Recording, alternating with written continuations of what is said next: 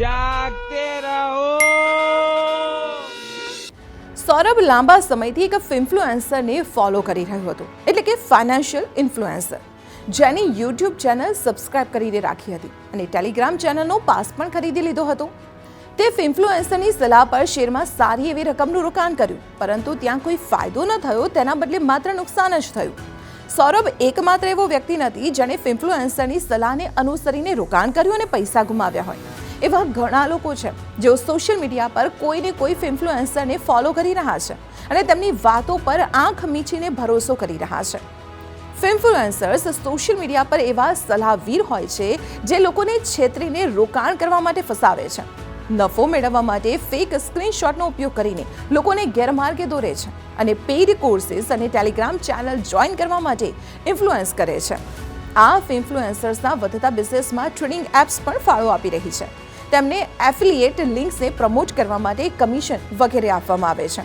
આમની પર લગામ લગાવવા માટે માર્કેટ રેગ્યુલેટર સેબી સમયાંતરે કાર્યવાહી કરતી રહે છે અને આ જ ક્રમમાં હવે સેબી કેટલાક બિલ્ડિંગ બ્લોક્સ લઈને આવી રહી છે અને આ વિડીયોમાં અમે આ જ બિલ્ડિંગ બ્લોક્સની વાત કરીશું।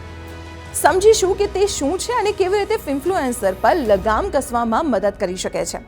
હકીકતમાં સેબી ઇન્ફ્લુએન્સર એટલે કે ફાઇનાન્શિયલ ઇન્ફ્લુએન્સરને ગેરમાર્ગે દોરતા મેસેજ અને ટિપ્સ પર પ્રતિબંધ લગાવવા માંગે છે। સેબીને લાગે છે કે ઇન્ફ્લુએન્સર પર લગામ કસવા માટે પરંપરાગત રીત પૂરતી નથી, તેથી નવા નિયમો નક્કી કરતા પહેલા સેબી તેને સરળતાથી લાગુ કરવા માટે કેટલાક બિલ્ડિંગ બ્લોક્સ ઊભા કરવા માંગે છે। બિલ્ડિંગ બ્લોક્સ એટલે એવી સિસ્ટમ કે જે ઇન્ફ્લુએન્સર્સની ક્રેડિબિલિટીને તપાસશે।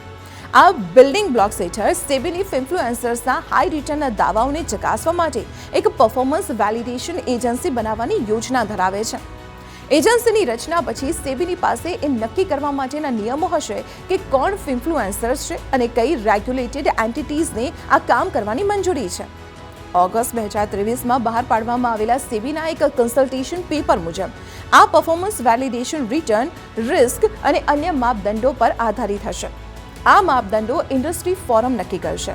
સેબી ઈચ્છે છે કે તેની રેગ્યુલેટેડ એન્ટિટીઝ ઇન્ફ્લુએન્સર્સ સાથે સહયોગ ન કરે, તેથી સેબીએ ગયા વર્ષે આ પ્રકારના સહયોગ પર પ્રતિબંધ મૂકવાની દરખાસ્ત રજૂ કરી હતી, પરંતુ હજુ પણ એવા ઇન્ફ્લુએન્સર્સ છે જેઓ કોઈ નિયમનકારી સંસ્થા સાથે જોડાયેલા નથી, છતાં ખોટી સલાહ આપીને લાખો અને કરોડો રૂપિયા કમાઈ રહ્યા છે।